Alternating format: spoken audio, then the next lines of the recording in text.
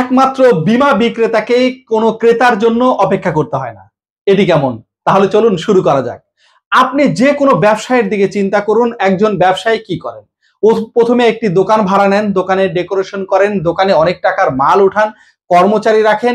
এরপরেও তার বিক্রয় নিশ্চিত হয় না, তাকে অপেক্ষা করতে হয় কখন সেই দোকানে কাস্টমার যাবে।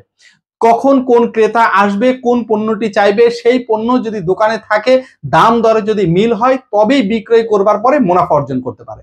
কিন্তু একজন বীমা বিক্রেতার কথা ভাবুন।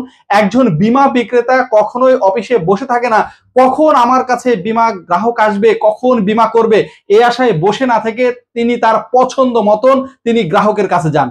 তিনি সিদ্ধান্ত নেন, আজ আমি ধনী গ্রাহকের কাছে যাব, মধ্যবিত্তর কাছে যাব, নাকি গরিবের কাছে যাব। আজ কোনো চাকরিজীবীকে ভিজিট করব, নাকি ব্যবসায়ীর কাছে ভিজিট করব, নাকি কোনো শিল্পপতির কাছে যাব, কার কাছে যাব, এই সিদ্ধান্তটা নিতে পারে একজন বীমা বিক্রেতা।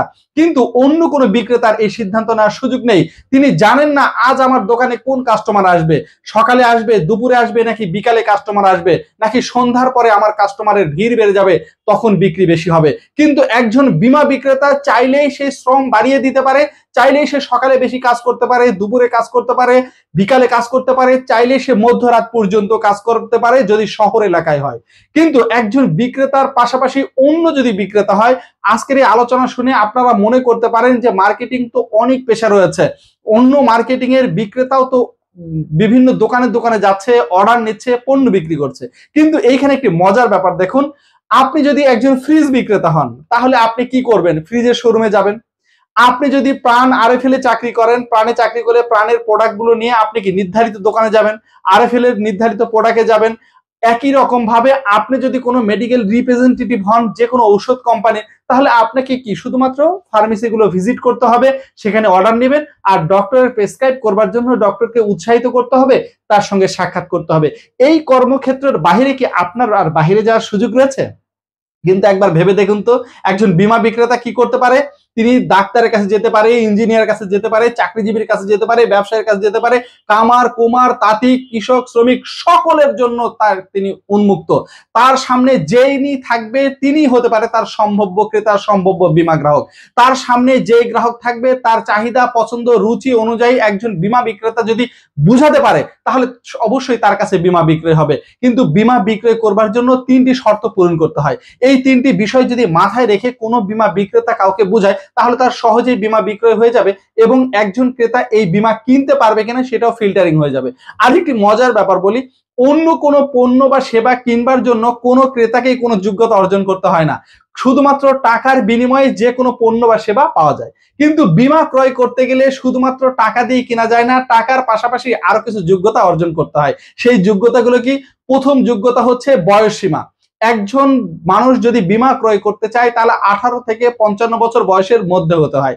এর বয়সের কমও না, আবার এর বয়সের বেশিও না। কেউ 80 বছর মানুষের যদি তার অনেক অর্থ সম্পদ থাকে, তারপর সে বীমা ক্রয় করতে চাইলে ক্রয় করতে পারছে না, তাহলে প্রথমে কি দরকার হচ্ছে? বয়স সীমা। এরপর হচ্ছে শারীরিক সুস্থতা। কোনো অসুস্থ মানুষের অগাধ যদি টাকা থাকে, অঢেল সম্পত্তির সে মালিক, তার গাড়ি বাড়ি সবকিছু রয়েছে, কিন্তু সে অসুস্থ, তার বয়স সীমাও রয়েছে, এই টাকা দিয়ে চাইলেও সে বীমা ক্রয় করতে পারবে না। তৃতীয় নাম্বার হচ্ছে আর্থিক সামর্থ্য ও অর্থ ব্যয়ের ইচ্ছা। এই তিনটা শর্ত পূরণ করতে হবে। প্রথম শর্ত যেমন বয়স সীমা, এরপরে সুস্থতা, তৃতীয় হচ্ছে সুস্থ আছে কিন্তু আর্থিক সামর্থ্য নেই, আবার আর্থিক সামর্থ্য আছে কিন্তু বয়স সীমা নেই। অর্থাৎ এই তিনটি শর্ত পূরণ করতে হবে। কিন্তু এই অর্থনৈতিক সামর্থ্যর পরেও আরো একটি কাজ বীমা কর্মীকে যেটি করতে হয়, সেটি হচ্ছে অর্থ ব্যয়ের ইচ্ছাকে জাগ্রত করতে হবে। কারণ অনেকের অর্থ থাকলেই সেই অর্থ দিয়ে বীমা ক্রয় করার ইচ্ছা নাও থাকতে পারে। একজন বীমা বিক্রেতার কারিশমা হচ্ছে এখানে, একজন সফল বীমা বিক্রেতা সেই হতে পারে যিনি এই ক্রেতার মনের মধ্যে আগ্রহ সৃষ্টি করতে পারে, অর্থ ব্যয়ের ইচ্ছাকে জাগ্রত করতে পারে বীমা ক্রয় করবার জন্য। যদি এই ইচ্ছা কেউ জাগ্রত করতে না পারে বা জাগ্রত করতে ব্যর্থ হয়, তাহলে সে কখনোই বীমা বিক্রয় করতে পারবে না। তাহলে আজকে থেকে এই মজার বিষয়টি আপনি জেনে গেলেন। আজকে থেকে আপনি শুধু অফিসে বসে না থেকে আপনি ফিল্ডে বের হয়ে যান। অগণিত গ্রাহক আপনার অপেক্ষায় রয়েছে, আপনি কখন যাবেন তার কাছে বীমার প্রস্তাব দিবেন, তিনি বীমা গ্রহণ করবেন। যেহেতু বাংলাদেশে বীমা গ্রহণ করেছে এমন সংখ্যা খুবই কম, এখনো অসংখ্য ক্রেতা রয়েছে আপনার অপেক্ষায়। ক্রেতা শুধু খোঁজে একজন বিশ্বস্ত মানুষ, একটি ভালো প্রতিষ্ঠান। আপনি ভালো প্রতিষ্ঠানের যদি প্রতিনিধি হয়ে থাকেন তাহলে আপনার গ্রাহকের কোনো অভাব নেই। আপনি আজকে থেকে ফিল্ড ওয়ার্ক শুরু করুন, হাজার হাজার লক্ষ লক্ষ ক্রেতার অপেক্ষায় রয়েছে আপনার। আপনি অত মানুষের কাছে যেতে পারবেন কিনা এখন সিদ্ধান্ত নিন। যদি আপনি সিদ্ধান্ত নিয়ে প্রস্তুতি নিয়ে শুরু করেন তাহলে আপনার ব্যবসার কোনো অভাব হবে না, আপনি হবেন একজন সফল বীমা বিক্রেতা। আপনার সফলতা কামনায় আজকের মতো বিদায় নিচ্ছি। ধন্যবাদ।